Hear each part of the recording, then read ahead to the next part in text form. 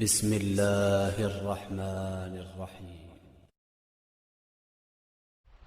اللہ رب العالمین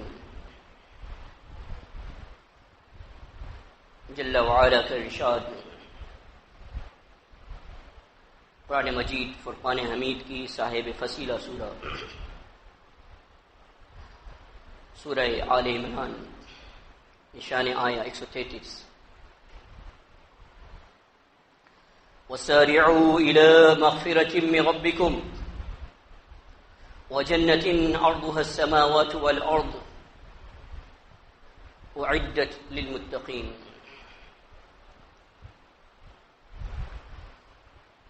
جلدی کرو، دوڑو اپنے رب کی بخشش یعنی مغفرت کی جانب اور اس جنت کی جانب کہ جس کا عرض آسمانوں اور زمین کے برابر ہے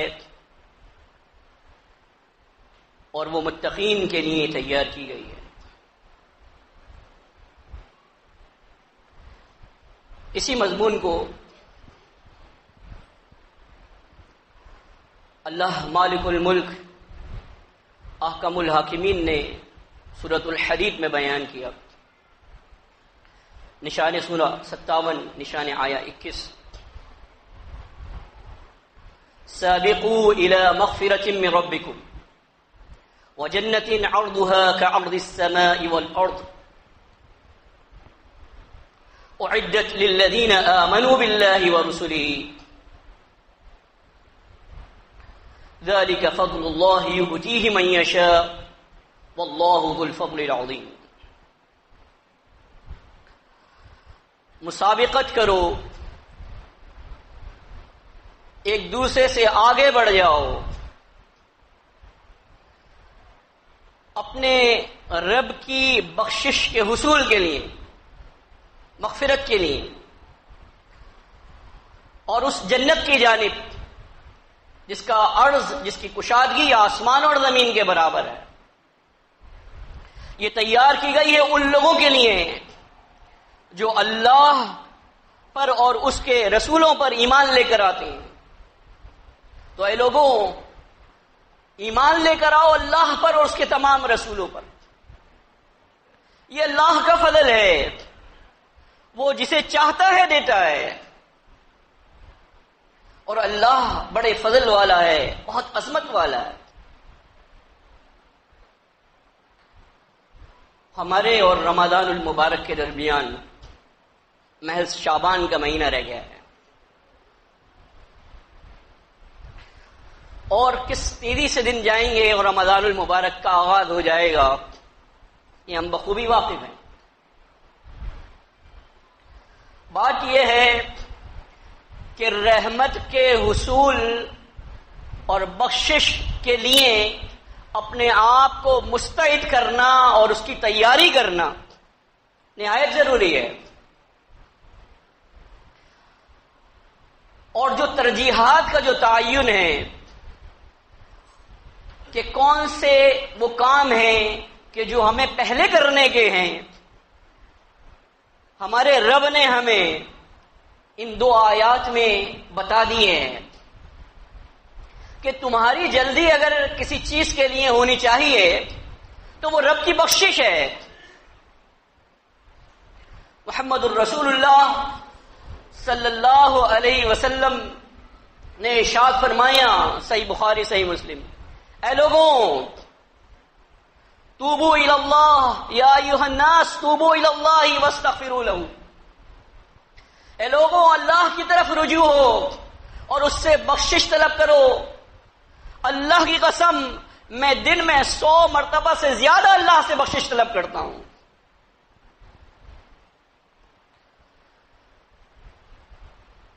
یہ نبی آخر الزمان احمد مجتبی محمد مصطفیٰ صلی اللہ علیہ وسلم ہے، جن کے لیے اللہ نے فرمایا قد غفر اللہ لک ما تقدم من ذنبک وما تأخر۔ اللہ نے آپ کی اگلی پچھلی خطاؤں پر روک لگا دی ہے، آپ معصوم عن الخطا ہیں، آپ سے غلطی گناہ کا صدور ممکن نہیں ہے۔ اس کے باوجود اللہ کے نبی صلی اللہ علیہ وسلم اللہ سے بخشش طلب کرتے ہیں، دن میں 100 مرتبہ سے زیادہ بخشش طلب کرتے ہیں۔ بات یہ ہے ہمارے احساسات اس لیے مدھم پڑ جاتے ہیں کہ ہم نے جن چیزوں سے اپنے آپ کو وابستہ کیا ہوا ہے وہ بے حس چیزیں ہیں، ان کے اندر کوئی حس نہیں ہے۔ یہ مادیت پرستی کے دور میں جن چیزوں کی طرف لوگ دوڑ رہے ہیں، نوٹوں کی طرف، مکانوں کی طرف اور دیگر چیزوں کی طرف، آپ دیکھیں ان میں کوئی احساس موجود ہے؟ ان چیزوں میں کوئی احساس نہیں ہے۔ تو یہی وجہ ہے کہ ہم میں بھی احساس ختم ہوتا جا رہا ہے۔ لیکن ہمارا رب جو ہے وہ الحی القیوم ہے۔ جب ہم آیت الکرسی پڑھتے ہیں ہم کیا کہتے ہیں؟ اللہ لا الہ الا ہو الحی القیوم۔ اللہ وہ الہ ہے جو معبود برحق ہے، اس کے علاوہ کوئی الہ نہیں ہے۔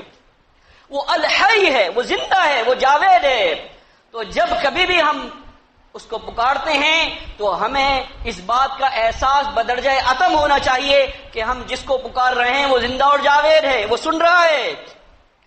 لیکن اگر ہمارا پکارنا لا یعنی طریقے سے ہو، اس میں سستی ہو، وہ محض ایک کوانٹٹی مطلوب ہو، کوالٹی مطلوب نہ ہو، محض کثرت تعداد کے اوپر زور ہو، لیکن در حقیقت ہمارا مقصد یہ نہ ہو کہ ہمیں اللہ سے تعلق قائم کرنا ہے، تو تعلق کہاں سے مضبوط ہوگا؟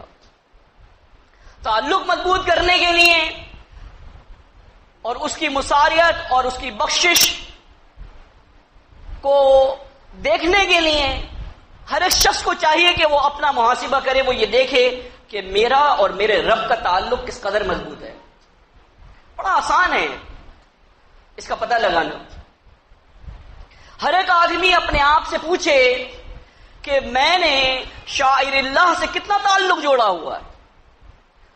وہ چیزیں کہ جو اس زمین پر اللہ تعالی کی نشانیاں ہیں، یہ کائنات اللہ نے بپا کی ہے، یہ سورج چاند، یہ زمین و آسمان، یہ سب اللہ نے بنائے ہیں، اور اسی کی مثال اللہ نے دی ہے کہ اس کا عرض آسمانوں اور زمین کے برابر ہے۔ ہم آسمانوں کی بلندیوں کو دیکھیں، ہم زمین کی شادمانی کو دیکھیں، ہم سمندروں کی موجوں کو دیکھیں، ہم بہتی نہروں کو دیکھیں، ان کی روانیوں کو دیکھیں، ہم درختوں کو دیکھیں، ان کے لہلہاتے پتوں کو دیکھیں، اور ذرا سوچیں کہ یہ خاموش زبان میں ہم سے کچھ کہہ رہے ہیں، یہ یاد دلا رہے ہیں کہ ہمارا کوئی خالق ہے۔ اور یہی وجہ ہے کہ اس آیہ مبارکہ میں اللہ رب العالمین نے اس سے پہلے کہا اطیعوا اللہ واطیعوا الرسول لعلکم ترحمون، اللہ کی اطاعت کرو، رسول کی اطاعت کرو تاکہ تم پر رحم کیا جائے۔ کہ ہم اللہ کی رحمت نہیں چاہتے۔ رحمت کی ضد کیا ہے؟ رحمت کی ضد لعنت ہے۔ اگر ہم اللہ کی رحمت کے مستحق نہیں ہوں گے تو وہ کیا چیز ہے جس کے ہم مستحق ہوں گے؟ یہ ہمیں سوچنا چاہیے۔ تو غرض یہ کہ اگر ہم نے ان نشانیوں کو نہیں سمجھا کہ جو اللہ نے انفس و آفاق کے اندر ہمارے لیے پیدا کر دی ہیں، تو نتیجہ کیا نکلے گا؟ نتیجہ یہ نکلے گا سوائے درماندگی کے، سوائے شرمندگی کے، سوائے کفے افسوس بننے کے کچھ ہاتھ نہیں آئے گا۔ تو اللہ کے بندوں، ہم نہیں جانتے کہ کتنے لمحات ہمارے پاس ہیں۔ ہمارے آنے کا تو پتہ ہوتا ہے، پتہ لگ جاتا ہے دنیا کے اندر کچھ دنوں پہلے، لیکن جانے کا پتہ نہیں ہوتا کہ کون سے سیکنڈ کے اندر جو ہے یہ ہوا نکل جائے، یہ روح جو ہے وہ اس کے سپرد کرنی پڑے کہ جس نے پیدا کیا تھا۔ تو ہم میں سے اگر ہوشیار لوگ ہیں کہ جو یہ چاہتے ہیں کہ وہ پلاننگ کریں، تو ان کو چاہیے کہ وہ پلاننگ کریں اپنی آخرت کے لیے، اطاعت کریں اللہ کی اور اس کے رسول صلی اللہ علیہ وسلم کی، تاکہ ہم اس کی رحمت کے مستحق ہو سکیں۔ کیسے معلوم ہو کہ ہمارا اور ہمارے رب کا تعلق آیا کہ قائم ہے بھی یا نہیں؟ ہم کیسے پتہ لگائیں گے؟ کہ وہ تعلق کس قدر مضبوط یا کس قدر کمزور ہے۔ دیکھیے، جب ہم دنیا میں جن لوگوں سے معاملات کرتے ہیں ہمیں معلوم ہو جاتا ہے کہ ان کے اور ہمارے تعلقات کیسے ہیں۔ ملنے جلنے سے، رویے سے، گفتگو سے ہم پتہ لگا لیتے ہیں، احساس ہو جاتا ہے۔ رب کے تعلق کے لیے کہ آیا کہ وہ جو قلب منیب ہے، جو لو لگانے والا اللہ سے دل ہے، وہ زندہ ہے یا نہیں ہے۔ حضرت حنظلہ رضی اللہ تعالیٰ، یہ وہ صحابی ہیں جن کو غسیل الملائکہ کہا جاتا ہے۔ فرشتوں نے انہیں غسل دیا۔ وہ کہنے لگے، صحیح مسلم میں، نافق حنظلہ نافق حنظلہ، حنظلہ منافق ہو گیا، حنظلہ منافق ہو گیا۔ اور وہ اگر صدیق رضی اللہ تعالیٰ عنہ کا وہاں سے گزر ہوا۔ کیا ماجرا ہے؟ کہا کہ جو ایمانی کیفیت ہماری محمد الرسول اللہ صلی اللہ علیہ وسلم کی مجلس میں رہتی ہے وہ اس کے علاوہ نہیں ہوتی۔ انہوں نے کہا یہ تو میرے ساتھ بھی ہوتا۔ دونوں کو اپنے ایمان کے اوپر خدشہ ہو گیا۔ یاد رکھیے گا، ایمان والے کو ہمیشہ خدشہ رہے گا کہ کہیں میں منافق تو نہیں ہو گیا۔ ایمان والے کو ہمیشہ خدشہ رہے گا کہ کہیں میں منافق تو نہیں ہو گیا۔ لیکن جو منافق ہوگا وہ ہمیشہ اپنے آپ کو پکا مومن اور متقی سمجھتا رہے گا۔ ایمان والا ہمیشہ دو چیزوں کے درمیان ہوتا ہے، خوف اور رجا۔ اللہ رب العالمین کی پکڑ کا خوف اور اس کی رحمت کی امید، ان دو کے درمیان ہوتا ہے۔ کہیں ایسا نہ ہو میں پکڑا جاؤں، نہیں، انشاءاللہ اللہ رب العالمین کی رحمت کو میں حاصل کر لوں گا۔ ان دو کے درمیان ہوتا ہے۔ البتہ منافق کو اس بات کی پرواہ نہیں ہوتی۔ غرض یہ کہ دونوں اللہ کے نبی صلی اللہ علیہ وسلم کے پاس گئے، پوچھا، کہا کہ اگر تمہاری کیفیت وہی رہے جو میری مجلس میں ہوتی ہے، لَصَافَحَتْكُمُ الْمَلَائِكَةُ عَلَى طُرُقِكُمْ وَفِي فُرُشِكُمْ، تو تم سے فرشتے ملاقات کریں گے تمہارے رستوں میں، جب تم جا رہے ہوگے تم سے مصافحہ کریں گے اور تمہارے بستروں پہ آ کے تم سے ملاقات کریں گے۔ لیکن یہ کیفیت کبھی ہوتی ہے اور کبھی نہیں ہوتی۔ معلوم یہ ہوا کہ ایمان کم اور زیادہ ہوتا رہتا ہے۔ اس کیفیت کا ہمیں اندازہ ہونا چاہیے، جس طرح سے ہم اپنی بیماری سے متعلق مختلف ٹیسٹ کرا کے اپنی مختلف چیزوں اور رپورٹ کے ذریعے سے اپنی چیزیں معلوم کرتے ہیں۔ یہ کیسے معلوم ہوگا؟ بالکل ایسے معلوم ہوگا کہ اللہ رب العالمین نے ارشاد فرمایا، حافظوا علی الصلوات والصلاة الوسطى وقوموا للہ قانتین۔ بالکل وہی صیغہ باب مفعلہ سے جو سابقو اور سارعو کا لفظ اللہ نے استعمال کیا، یہاں پر اللہ نے استعمال کیا حافظوا علی الصلوات۔ پے در پہ وہاں مقابلہ کرنے کی بات کی گئی، آگے بڑھ جانے کی بات کی گئی، جلدی کرنے کی بات کی گئی۔ یہاں جو بات کی گئی حافظوا علی الصلوات، پے در پہ محافظت کرو نمازوں کی، والصلاة الوسطى، بالخصوص بیچ والی نماز کی، یعنی صلاۃ العصر کی، وقوموا للہ قانتین، اور اللہ کے سامنے بادب کھڑے ہو جاؤ۔ دیکھیے، بات یہ ہے کہ ہم میں سے کتنے لوگ ایسے ہیں کہ جو نمازوں کی محافظت کرتے ہیں۔ محافظت کسے کہتے ہیں؟ ایک نماز کے بعد دوسری نماز کا انتظار کرنا۔ اس کو حدیث میں کہا گیا فذالکم الرباط، صحیح بخاری۔ یہ ہے در حقیقت وہ چیز کہ جس کو باندھ لینا ہے، اس کو چھوڑنا نہیں ہے۔ جب تک سانس چل رہی ہے، شعور باقی ہے، آپ نے اس کی حفاظت کرنی ہے، چاہے آپ سفر میں ہو، چاہے آپ حضر میں ہو، چاہے آپ بیماری میں ہو، چاہے آپ تندرستی میں ہو، چاہے آپ امن میں ہو، چاہے آپ جنگ میں ہو، ہر صورت کے اندر نمازوں کی محافظت لازم ہے۔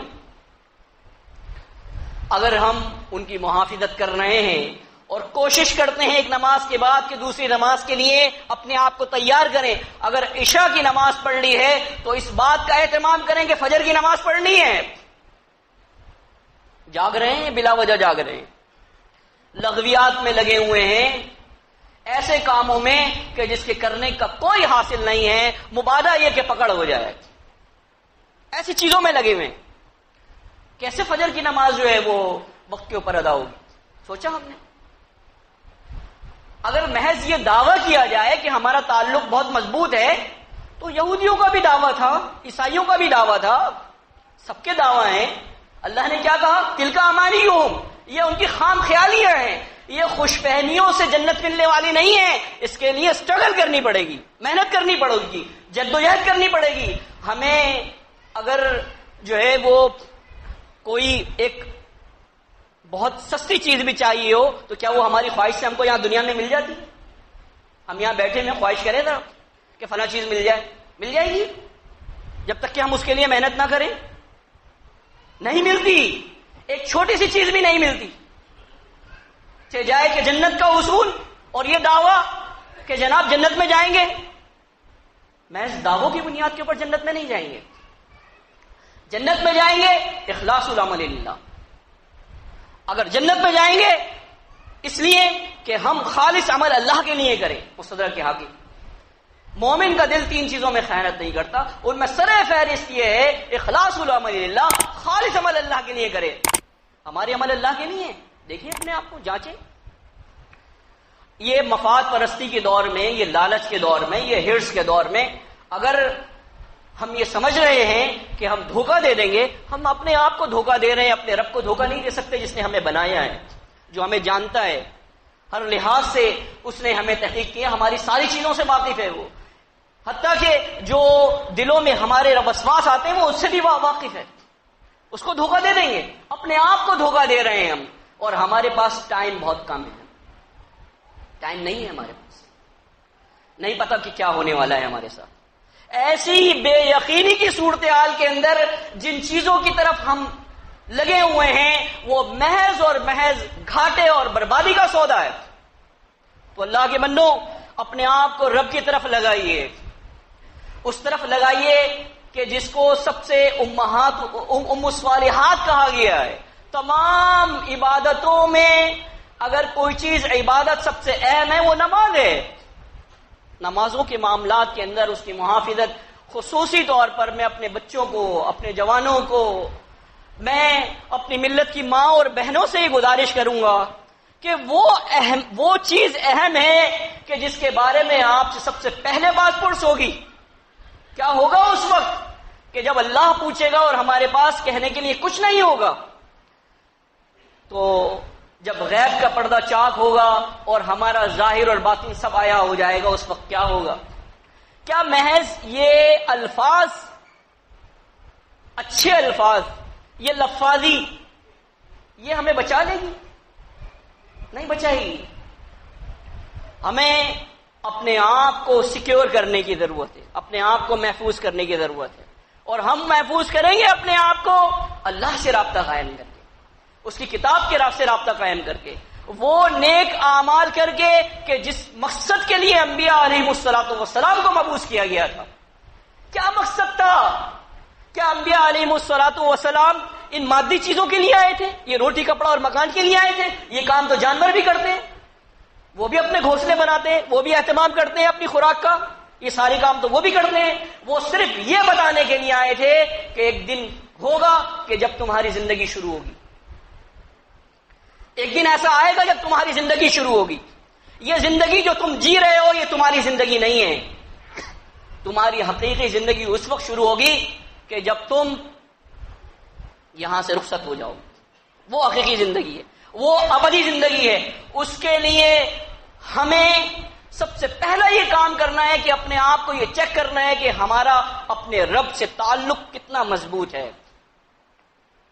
اور ہم میں سے ہر ایک شخص کو یہ دیکھنا ہے کہ نیکیوں کے معاملات کے اندر رب کی نشر و اشاعت، اس کی دعوت کی نشر و اشاعت کے معاملات کے اندر، اور غریبوں، محتاجوں، مساکین، یتیموں اور بیواؤں کی مدد اور معاونت کے معاملات میں ہم اپنے آپ کو کہاں کھڑا پاتے ہیں.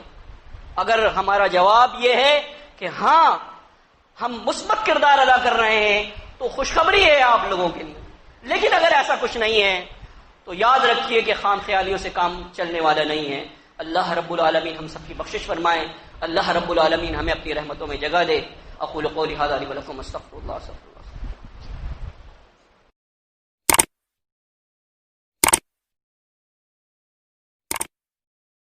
اللہ.